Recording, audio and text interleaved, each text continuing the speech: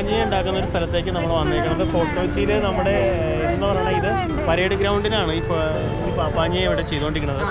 ഞങ്ങളുടെ അടുത്തേക്ക് പാപ്പാഞ്ഞി എന്നാട്ടോ പറയുന്നത്, ഇതിൽ പാപ്പാഞ്ഞി എന്ന് പറയും. അപ്പോൾ ആ രീതിയിൽ നമ്മൾ പറയണ പാപ്പാഞ്ഞി എന്ന് പറയണം. അപ്പോൾ അവിടെ വൈക്കോലൊക്കെ ഫില്ല് ചെയ്ത് ഉള്ള വർക്കാണ് ഇവിടെ നടക്കുന്നത്. അപ്പോൾ വർക്ക് തീർന്നിട്ടില്ല.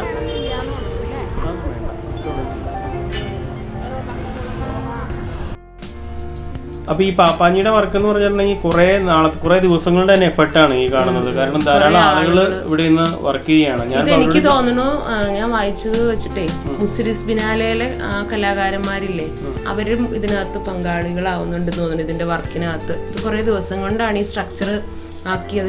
ഇത് കാർണിവലില് ഇത് കൊടുത്തതാണ്, കോൺട്രാക്ട് കൊടുത്തിരിക്കുന്നത്. ഞാൻ അവരോട് ചോദിച്ചു, അത് അതിന് വേണ്ടി വർക്ക് ചെയ്യുന്നവരാണ്.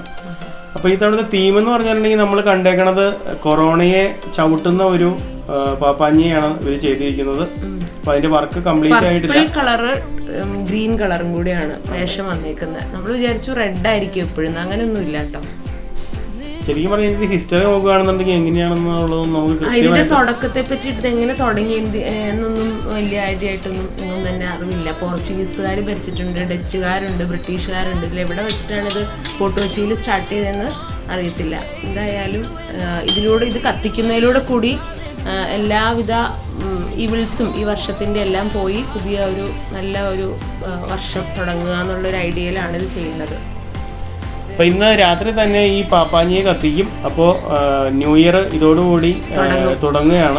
അപ്പോൾ നിങ്ങൾക്ക് പരേഡ് ഗ്രൗണ്ടിലേക്ക് വന്നിട്ടുണ്ടെങ്കിൽ ഈ ആഘോഷങ്ങളിലൊക്കെ നിങ്ങൾക്ക് പങ്കെടുക്കാം. രാത്രി ഫുള്ള് ഇവിടുത്തെ ആഘോഷങ്ങളാണ്.